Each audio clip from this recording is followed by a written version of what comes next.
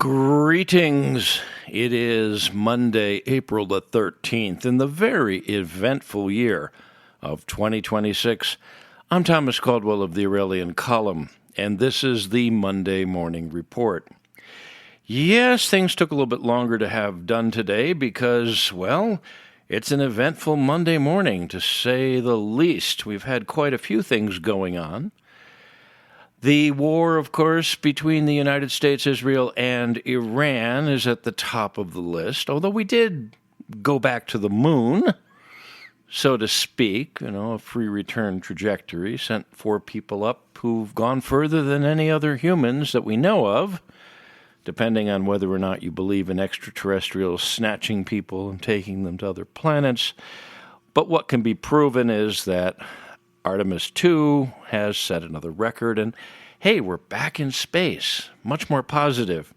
Unfortunately, that's not the way the humans like to roll. We like to make things more complicated for ourselves. In fact, if the extraterrestrials do exist, I'm sure whatever they call us in their own language translates as they who create all their own problems.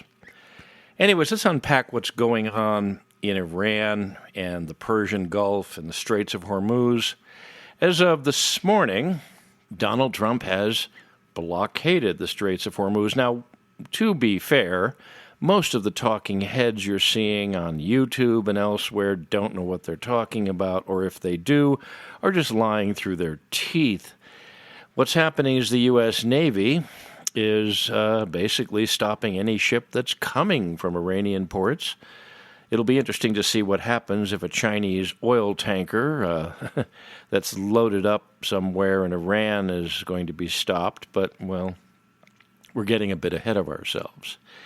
The talks, of course, the so-called peace talks or ceasefire talks, were failures. Well, what did you expect? They were never designed to accomplish anything except buy some time, allowing the Americans and Israelis to rearm, regroup, and allowing their intelligence assets in Iran, the CIA and the Mossad, to find out where the rats were. In other words, wait for the rats to come out of their holes so you know where the rats are coming out of their holes, so you know to go after the holes.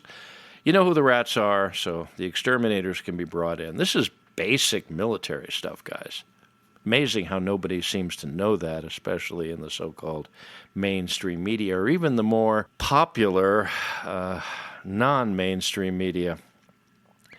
I think I called it earlier, and Trump has confirmed this, that right now he's saying America's open to sell oil, and tankers are supposedly heading towards the Gulf of Mexico to load up on that wonderful, black, stinky substance that our entire global civilization depends on for its very existence.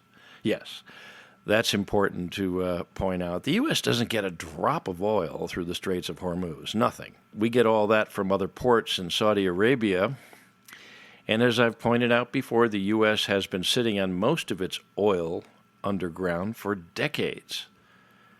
So, where's this all going to go? Well, first off, unlike what some people are saying, thinking that there's actually a shooting match going on between the U.S. and Iran, there is very little of that.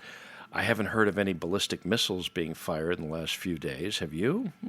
Maybe a few drones here and there. But the U.S. and Israel are now about to start pounding that place again. This is going to be a bit tricky, of course, because the idea is not to hit Iranian civilians, just those that have been enslaving them. There are reports coming out from credible sources in Iran that are being reported through the diaspora, who are also pretty prominent on YouTube and other such places, that there are people that are actually killing members of the Revolutionary Guard who have been tormenting them and making their existence a living hell for the last 47 years. Ever since Jimmy Carter, cursed be his name, decided to side with the so-called progressives who believed in, well, you know how that's gone. Okay, well, what is going to happen? Well, everybody keeps trying to predict the future, and you can never be sure. What's going to happen is the U.S. is going to continue to put the squeeze on Iran, but they're going to open the Straits of Hormuz to all ships that are not dealing with Iran. Iran was getting paid money. People were going to Iran paying fees to pass through and then being allowed to go. They do not have much in the way of stopping ships. They just threaten it. And insurance companies refuse to cover them if anything does happen. So there's a lot of fakery going on here. But the U.S. military is not faking. A third aircraft carrier is entering the theater. It's being reported that the USS George H.W. Bush, another massive aircraft carrier, has already passed the Straits of Gibraltar and is steaming into the Mediterranean to take up with the Ford, and we'll have 3 carriers. Who knows how many are going to be coming there? No, in spite of what people are liking to think or reporting or panicking or wringing their hands, this is a pretty one-sided conflict, or I should say U.S. and Israel are the one side. Iran is getting pulverized. This is not going to end any other way than the Islamic Republic of Iran being eradicated as a political entity. And yes, there's going to be a lot of money made rebuilding that country. There are all sorts of possibilities of who's going to take it over. My money is on the Crown Prince, the son of the late Shah, who seems to be the only viable person who could come in and unite people behind him. But folks, really, it's not a united country. Iran is falling apart politically. It really, really is. Now, the danger is, of course, the Russians, but they're pretty busy with Ukraine. You don't hear much about Ukraine these days. You notice that? The Chinese, of course, get about, 40% of their oil through the Straits of Hormuz. They need it real bad. Yeah, it's going to be interesting to see what happens when a Chinese ship of some kind that has paid money to Iran for oil or for passage is going to go up against an American warship. That will be something interesting to watch, because that is really what this is sort of all about. Now, Donald Trump, whatever you think of him, this guy is not boring, and he does not give a damn. I am not going to try to get into the man's mind. I don't think anyone really can, unless they know him very, very well. But I'll tell you what, he went through the meat grinder during his first term in office, which he won fair and square, and had a mandate to come in and change things. And he really went through the meat grinder after he left office the first time, and he didn't deserve the way he was treated in either case. So given his place in history, and given that he has been treated unfairly by the establishment, whatever you want to call it, I can understand why this guy really doesn't give a damn about what people think. Although I do think that meme that was out earlier today depicting him as like Jesus, well, when it comes to being over the top, really he is. But he's certainly not boring. Now, what is this all going to lead to? Well, first off, the gas prices you guys are experiencing out there in the United States, well, that's artificial. That's the market. That's speculation. Good old-fashioned American capitalism is trying to make as much money as you can doing buy low and sell high. Europe. Now, that's going to be interesting. Europe, NATO should have been done away with decades ago. It finally looks like it's going to go. The Europeans have basically demonstrated what a lot of us have known for a long time. They're not reliable, and they really, I can't really come up with the words to describe them. George Washington was right. We should stay away from them. And there's a reason why our ancestors fled Europe and came to North America. Everybody wants to know what the future is going to hold. Is this going to destroy the economy? No, and I don't think it will. I think it would have destroyed the economy by now if it was going to. The danger is, and this is something that don't worry about because you can't control it, the real danger of what's going on in the Middle East is something that's uncalculated, something that is random, a person pressing a button they shouldn't press, somebody firing a torpedo they shouldn't fire, a missile landing where it shouldn't go or should have gone or did go when it was aimed. I mean, the real nightmare scenario is an American aircraft carrier sinking. That would be a nightmare scenario. Who would do the sinking, though? That's another matter. There's also the worry that Iran has chemical weapons. Nobody's talking about that, but if they were putting so much effort into weapons of mass destruction, why wouldn't they put some nasty gases together and put them on missiles? Don't know. Can they be that foolish or stupid, or is it something going on we don't know about? Again, that is speculation, and I will say as much. What's going to happen, though, is Iran's government will have to be destroyed. The U.S. cannot back down anymore. It cannot go halfway again. And I don't think the Israelis, who, let's be honest, have far more influence over American foreign policy than I think should be even considered, they're not going to go halfway either. Now, Israel is going to come out of this with enormous political power and military power in that part of the world. And if Donald Trump does pull this off and is able to direct all energy production in the United States and Venezuela, you remember them? You know who runs Venezuela now by default?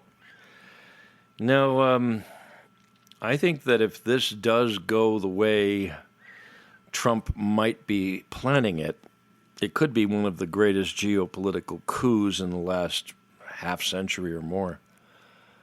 But then again, if he blows it, well, he will blow it, and it will be a big blow. All this aside, and we did go to the moon again. Nobody seems to notice. But you know what's really funny? The last time, or I should say the first time Americans went around the moon was in 1968. And that was a year that set records for American dead in Vietnam. It was more than 16,000. Depends how you count them. I've seen different reports. But it was something like 40 to 50 dead soldiers a day were coming back to the United States. That's a lot. That's a lot. Can you imagine today if we had maybe 30 or 40 or 50 soldiers a day showing up at Dover every day for an entire year? It's almost like a blood sacrifice to some evil ancient god, isn't it? For some strange reason, every time we do something really good in this world, something really nasty has to happen for it to, for a price to be paid.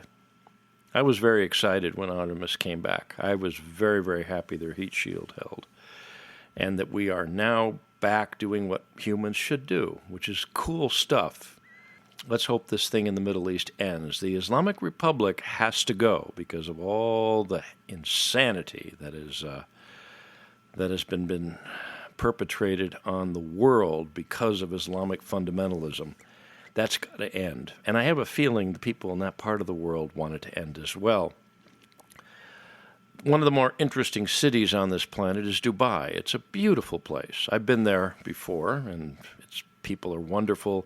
It's modern. It's fun. There's people from all different cultures and all different backgrounds that are there, making money, trading, living the good life for the most part. Middle East could be a wonderful place. It could actually be the cradle of civilization again, if we let it. In fact, a lot of places can. So follow things carefully, but just remember, you don't have to wring your hands over the nasty stuff that's going on. You really have no control over it. And in spite of all the survivalists out there who think that if the world economy collapses, they're going to be able to sit in their home with their generator watching cable television, no, don't think that way. Just remember that every time something like this happens, it can go one of two ways. It can be an extended war, or perhaps, who knows, maybe a golden age is just around the corner. I hope that is the case, because I think humanity needs a break about now. We need a good time. That's it for today. If you appreciate my work, please like, subscribe, and share. Share with your friends and share with your enemies. And just remember, enemies are enemies. They're enemies for a reason, and you shouldn't be nice to them because they're not being nice to you. I can be reached at feedback@aureliancolumn.com. That's feedback@aureliancolumn.com. I'm up on X. My handle there is MICCAMPEN. That's MICCAMPEN. This podcast originates at Substack. My handle there is aureliancolumn.substack.com. Until we meet again, be good, be safe, be vigilant, and remember Clown World, the deep state, and all the crazy religious fundamentalists, whether they be Muslim, Christian, or anything else, must be destroyed. Good day.